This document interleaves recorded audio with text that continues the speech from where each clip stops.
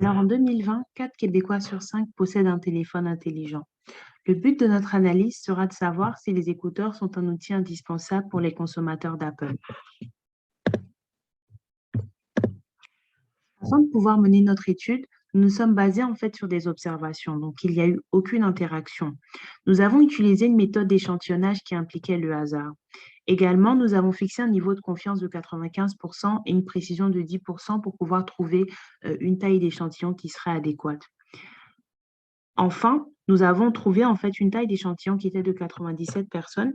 Toutefois, en fait, juste par mesure d'équité, on a décidé de pouvoir l'agrandir à 100 pour que chaque membre de l'équipe puisse avoir 20 personnes à observer.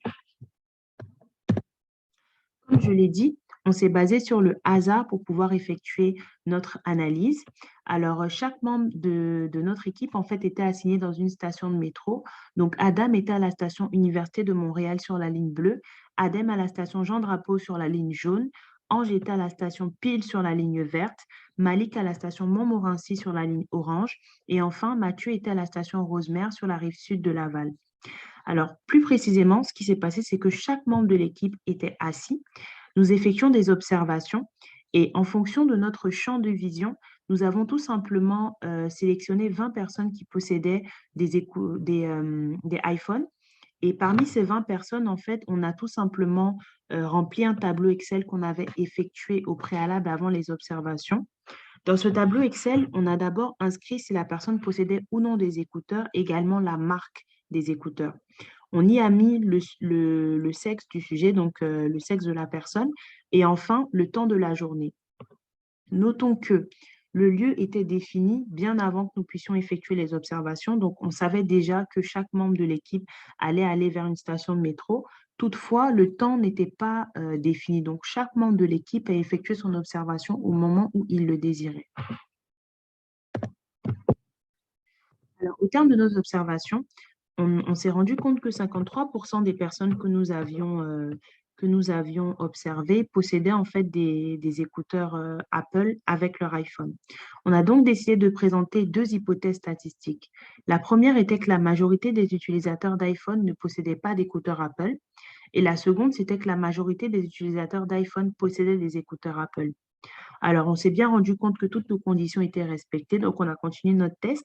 Et avec nos outils statistiques tels que les gabarits sur le test de proportion, on a pu conclure qu'au niveau de signification de 5%, il n'y avait pas assez de preuves pour prouver que la majorité des utilisateurs d'iPhone possédaient des écouteurs Apple. Néanmoins, on n'a pas voulu être catégorique à 100%. On sait que notre proportion estimée qui était de 53% était bien proche de 50%.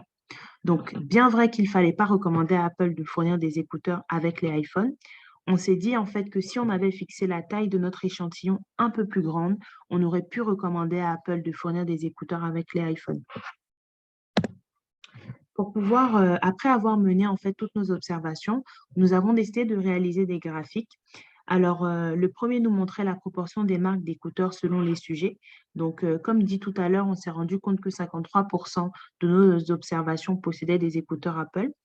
Les deux autres graphiques nous ont permis de voir en fait que 8 fois sur 10, les AirPods étaient choisis parmi les écouteurs Apple dans notre échantillon.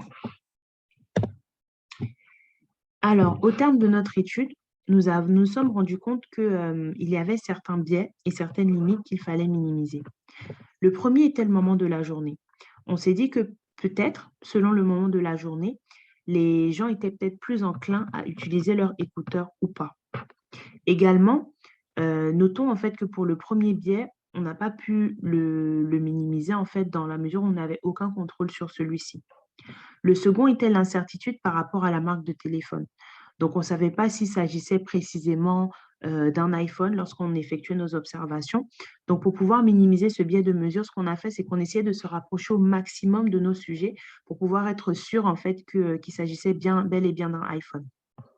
Ensuite, on s'est aussi rendu compte que certaines personnes n'utilisaient peut-être pas leur écouteur au moment de l'observation.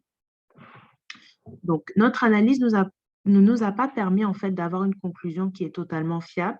Une taille d'échantillon plus grande nous aurait permis d'arriver vers de meilleures conclusions et en fait arriver peut-être vers une recommandation qui serait positive.